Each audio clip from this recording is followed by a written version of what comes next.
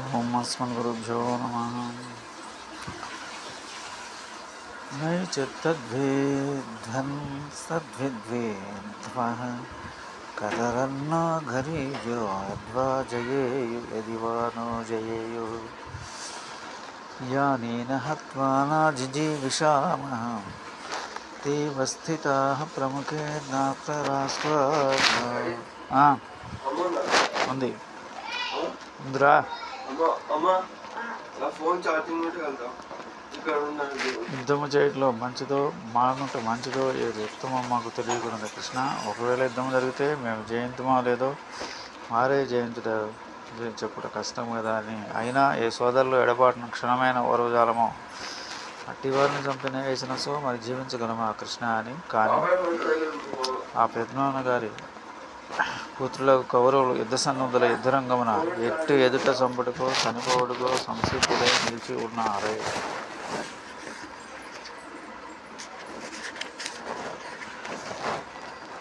నాకు ఇది కష్టంగా ఉన్నది, వారిని చంపించి మరి జీవింపగలమా అంటాడు అర్థం. కానీ ఏమనాలి? మమ్మ చెప్పలాని కష్టాలు దయచేసిన చంపుకుంటాం ఏమట్లు జీవించగలం. యానేన హత్వా అజిజీవిషామ అనవలసిందే కదా. తదుపరి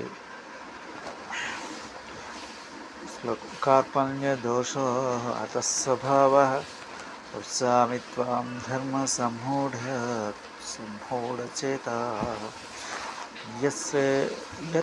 యస్యాప్నిశ్చితం బ్రూహి తన్మే శిష్యస్తేహం స్వాధిమాన్ త్వాం ప్రపన్నః. బంధుగదా వంశనాశము తలచిన కొలది నా ఉదయం దీనముగా వెలిపించినది. ధర్మమేదో అధర్మమేదో విడదీయలేక నా మనసు స్తబ్దత చెందింది. చేయదగినది మానదగినది విడదీయలేని అధైర్యం నన్ను ఆవరించినది. అందుకే శ్రీకృష్ణ నిన్ను అడుగుచున్నాను, ఇట్టి నాకు ఏది శ్రేయస్సు అని పెద్దలచే శాస్త్రం నిశ్చయించబడి ఉన్నదో అట్టి చేయదగిన దాన్ని నేను వివరింపు. నేను నీకు శిష్యుని కదా. క్రయ విక్రయార్హత నీకే ఉన్నది నా యందు. అంతేకాదు నిన్ను శరణాగతి చేస్తున్నాను కృష్ణ. రహస్యములెల్లా నీకు బోధించిన కృతార్థునిగా తీర్చిదిద్దు.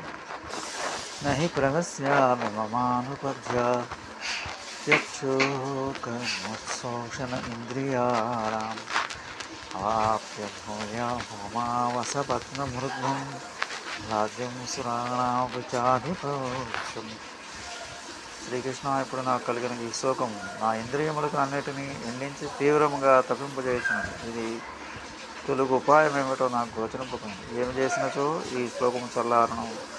ఘోరమగు యుద్ధం ద్వారా శత్రువులందరినీ అలచివేసి నిష్కంటకంగా భూమినంతరం చేరుట వలన, లేక యుద్ధము మాని అస్త్రములు విడిచి పర్యవస్థానముగా వారిచే చంపబడి స్వర్గాధిపత్యములంతటి వలన బంధువులు వధించడం కలుగు శోకము రెండును తీర్చలేదనిపించున్నాను.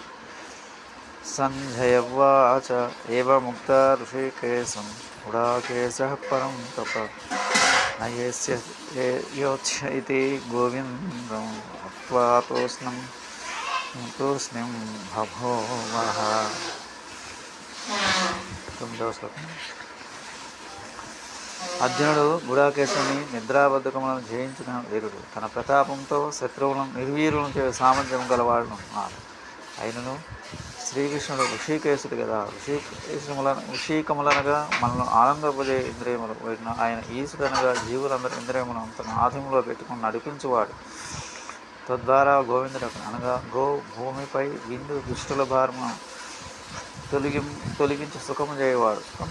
అంటే ఎవడో ఒక తాను ప్రేరేపించి అతని ద్వారా దుష్టులందరినీ భూమిని సుఖంపజేసిన గోవింద నామం నిలుపుకొని ఇప్పుడు అర్జునుని తన పరికరముగా చేసుకోదలుచుకొని తాను సారథైనాడు. అది తెలియక తానే చేయవాలని తాను మానుకున్న వాడు కాబోలని భ్రమించిన అర్జునుడు ధర్మ సంస్థాపనకై వచ్చిన భగవాన్ని ముందరే తెలియని ప్రలాపములు చేసి చివరకు నేను యుద్ధము చేయను అని కూడా పలికి నిశ్శబ్దముగా చతికిలబడినాడే. అయ్యో ఏమి ఆశ్చర్యమవుతుంది.